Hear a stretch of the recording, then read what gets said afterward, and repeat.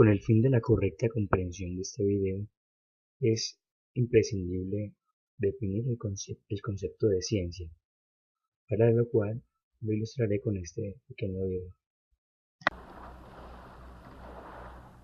Aquí, hace 25 siglos, en la isla de Samos y en otras colonias griegas que habían crecido en el activo mar Egeo, hubo un glorioso despertar.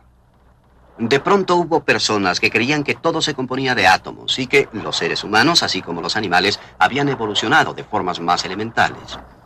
Que las enfermedades no eran causadas por demonios o dioses, que la Tierra era un planeta que giraba alrededor de un sol que estaba muy lejano. Esta revolución convirtió el caos en cosmos. Aquí, en el siglo VI a.C., surgió una idea nueva, una de las grandes ideas de la especie humana. Se alegaba que el universo era conocible. ¿Por qué? Porque existe cierto orden, ciertas regularidades en la naturaleza que permiten descubrir sus secretos. La naturaleza no es indescifrable. Hay reglas y normas que hasta la naturaleza misma debe obedecer. A este ordenado y admirable rasgo del universo se le llamó cosmos y se le colocó en completa contradicción con la idea de caos. Este fue el primer conflicto que conocemos entre ciencia y misticismo, entre la naturaleza y los dioses.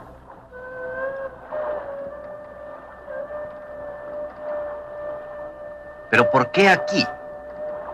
¿Por qué en estas remotas islas y ensenadas en el Mediterráneo oriental? ¿Por qué no en las grandes ciudades de la India o Egipto? ¿O en Babilonia, China o Mesoamérica?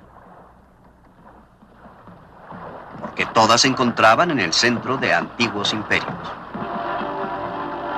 con costumbres antiguas y hostilidad a nuevas ideas. Pero aquí en Jonia había una cantidad de islas recién colonizadas y ciudades-estados. El aislamiento, aún siendo incompleto, promueve la diversidad. Ninguna concentración de poder podía imponer conformidad, así que fue posible la investigación libre.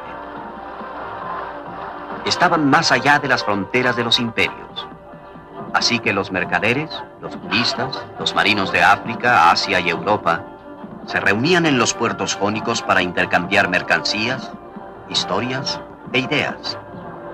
Existía una vigorosa y embriagante interacción de muchas tradiciones, prejuicios, lenguajes y dioses.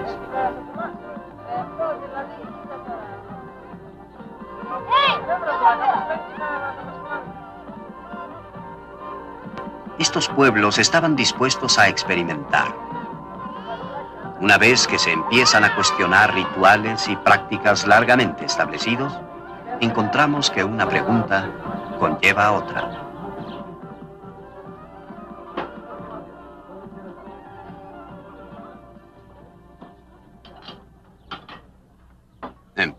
¿Qué se hace cuando se presentan varios dioses diferentes, cada uno reclamando el mismo territorio? El Marduk babilónico y el Zeus griego eran considerados cada uno como rey de los dioses y amo del cielo. Se podía suponer, ya que en otros aspectos tenían atributos algo diferentes, que cada uno de ellos había sido inventado por los sacerdotes. Y si así era, ¿por qué no ambos?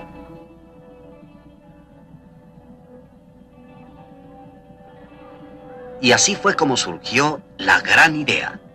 Comprender que podía haber formas de conocer el mundo sin recurrir a los dioses. Que podían existir ciertos principios, fuerzas, leyes de la naturaleza a través de las cuales el mundo podía entenderse sin atribuir la caída de cada gorrión a la intervención directa de Zeus. Este es el lugar preciso donde nació la ciencia. Y por eso estamos aquí. Esta gran revolución ocurrió entre los años 600 y 400 a.C. Fue llevada a cabo por la misma gente práctica y productiva que hacía funcionar la sociedad. El poder político estaba en manos de los mercaderes que promovían la tecnología de la cual dependía su prosperidad. Los precursores de la ciencia fueron mercaderes y artesanos, así como sus hijos.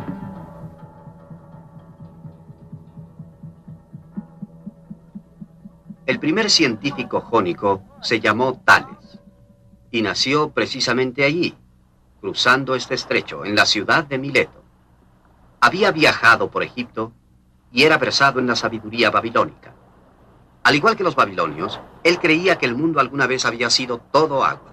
Para explicar la existencia de la tierra firme, los babilonios agregaban que su dios Marduk había colocado un tapete en la superficie de las aguas y había apilado tierra sobre él. Tales tenía una opinión parecida, pero prescindió del dios Marduk. En efecto, el mundo había sido casi todo de agua, pero era un proceso natural el que explicaba la existencia de tierra firme. Tales pensaba que era similar al encenegamiento que había observado en el delta del río Nilo. El que sus conclusiones fueran correctas o equivocadas no es lo importante, sino su enfoque. El mundo no fue hecho por dioses, sino como resultado de fuerzas materiales interactuando en la naturaleza. Tales regresó de Babilonia y Egipto trayendo semillas de ciencias nuevas, astronomía y geometría. Ciencias que brotarían y crecerían en el fértil suelo de Jonia. Anaximandro de Mileto.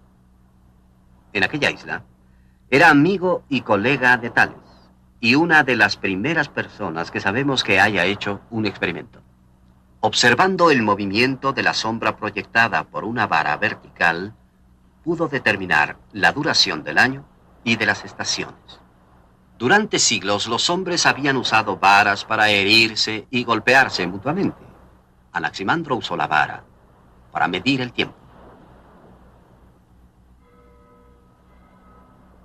Aproximadamente en el año 540 a.C., en esta isla de Samos, llegó al poder un tirano llamado Polícrates. Comenzó como abastecedor y más tarde llegó a la piratería internacional. Su botín era descargado en este mismo rompeolas.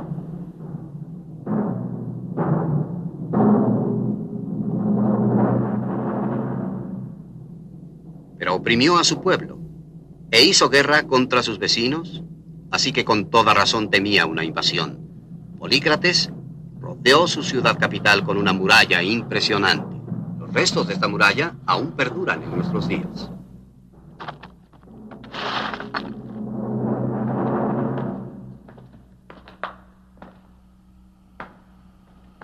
Para traer agua desde un manantial distante a través de las fortificaciones, ordenó construir este gran túnel. Un túnel de 1 kilómetro de largo que perfora la montaña. 2 cortes se excavaron de cada lado y se unen casi perfectamente en el centro. El proyecto tardó unos 15 años en terminarse. Es un claro ejemplo de la ingeniería civil de su tiempo y una indicación de la extraordinaria capacidad práctica de los jonios. El legado perdurable de este pueblo son los instrumentos y técnicas que desarrollaron y que son la base de la tecnología moderna.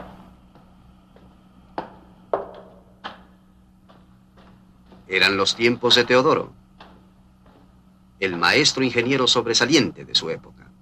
El hombre a quien se atribuye la invención de la llave, la regla, la escuadra de carpintero, el nivel, el torno, la fundición del bronce. ¿Por qué no existen monumentos a este hombre? Aquellos que soñaban y especulaban y deducían acerca de las leyes naturales, hablaban con los ingenieros y tecnólogos y con frecuencia eran las mismas personas. Lo práctico y lo teórico eran la misma cosa.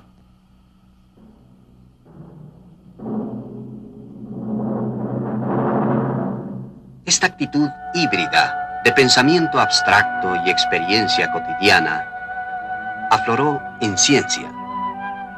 Cuando estos hombres prácticos prestaron atención al mundo natural, comenzaron a descubrir ocultas maravillas y asombrosas posibilidades. Anaximandro estudió la inmensa profusión de cosas vivientes y percibió la relación entre ellas. Concluyó que la vida se había originado en el agua y el barro. Después había conquistado la tierra firme. Los humanos, afirmó, deben haber evolucionado de formas más simples. Esta percepción tuvo que esperar 24 siglos para que su verdad fuera demostrada por Charles Darwin.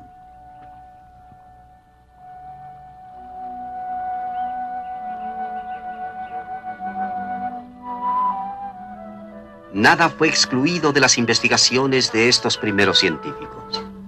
Hasta el aire fue objeto de minucioso examen por un griego de Sicilia llamado Empédocles. Este hombre hizo un asombroso descubrimiento con un utensilio muy modesto que se había venido empleando durante siglos. Es el llamado ladrón de agua. Es una esfera de cobre con un cuello y un agujero en la parte superior y pequeños agujeros en el fondo. Se usaba como cucharón de cocina. Se llena sumergiéndolo en el agua. Si después de tenerlo sumergido, lo sacamos con el cuello destapado, el agua sale por los agujeros inferiores como pequeña ducha. Si por el contrario se saca tapando el cuello, el agua permanece dentro.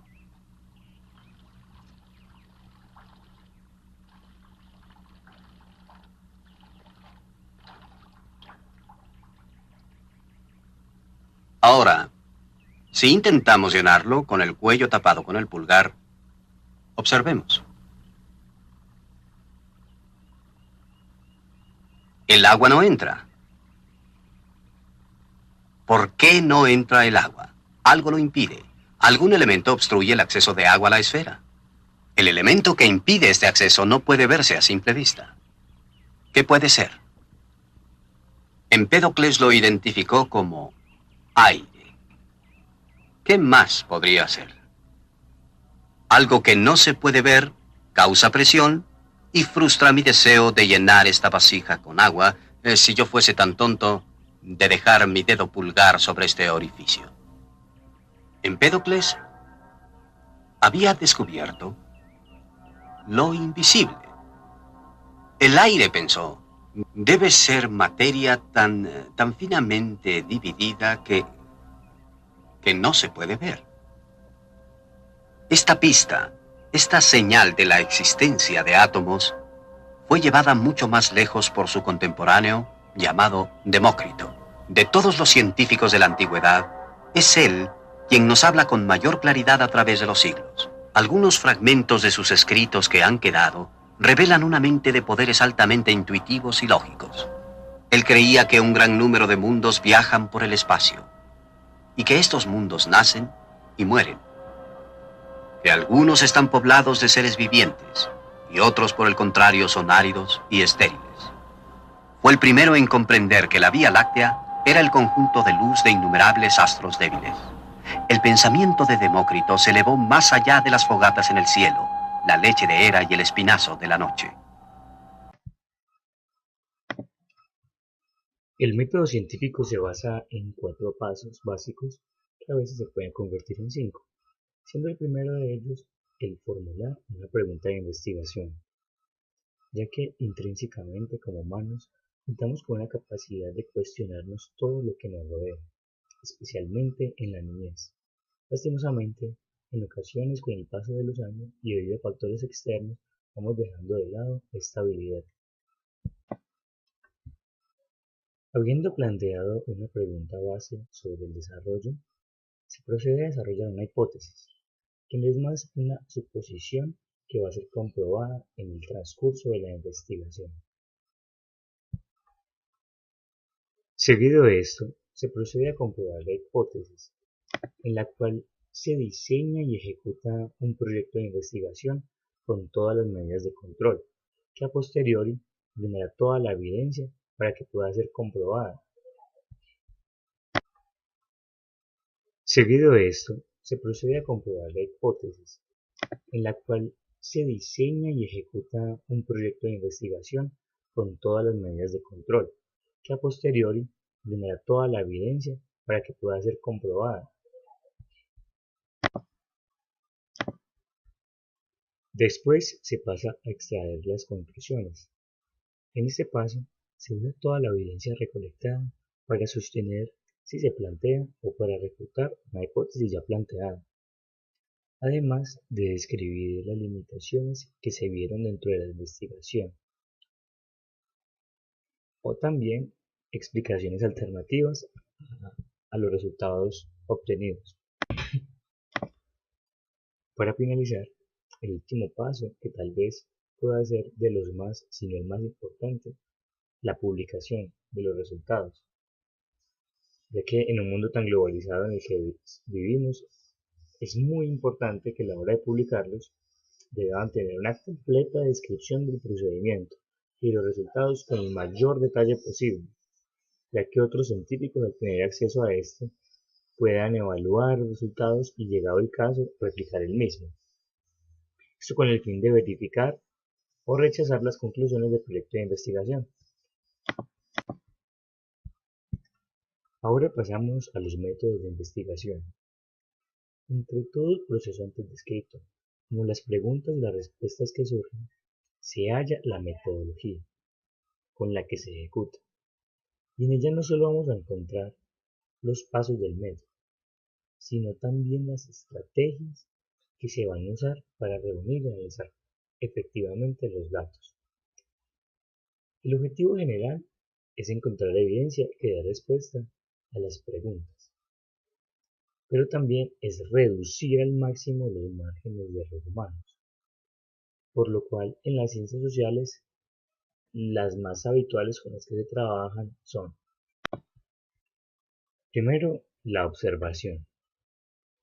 Se trata de registrar sistemática y objetivamente todo lo que hacen los individuos, la cual se puede realizar dentro de un contexto natural al individuo, como por ejemplo su hogar, lugar de trabajo o empleo, donde el investigador trata en lo posible pasar desapercibido, esto con el fin de que los sujetos no modifiquen su comportamiento y actúen naturalmente.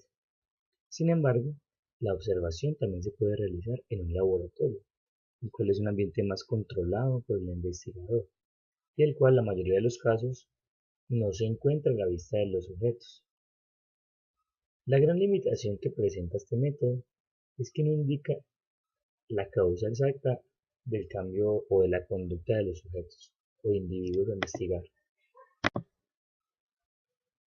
El segundo método es la experimentación. En esta, esencialmente se trabaja para medir, para observar la causa y el efecto de una determinada situación, en la cual los investigadores someten a una persona o a un grupo de personas a determinadas condiciones con el fin de evaluar esa reacción.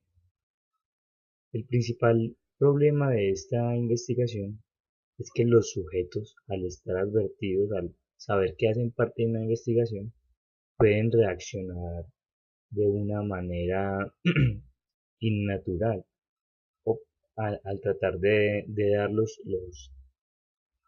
las respuestas que se esperan, o también pueden obstaculizar el proceso, el estudio. El siguiente método es la encuesta. En este se puede recopilar la información de gran número de personas, una información determinada, el cual a primera vista parece fácil. Sin embargo, está ligada al sesgo o a las interpretaciones personales, tanto del investigador como del que responde la encuesta. Ahora abordaremos la última metodología de investigación, que sería el estudio de casos, el cual es básicamente el estudio intensivo de un sujeto en particular por medio de entrevistas en relación con su historia, su pensamiento y sus conductas. Este tipo de estudio enriquece la comprensión de un sujeto. Sin embargo, también se puede ver afectado por los sesgos del investigador, además de brindar conclusiones ligadas a un solo sujeto. Pero este modelo tiene dos usos muy importantes, que son conocer en profundidad a un sujeto y proveer un punto de partida para otros investigadores. Y eso es todo por este tema. Mi nombre es Andrés Felipe Álvarez Morales.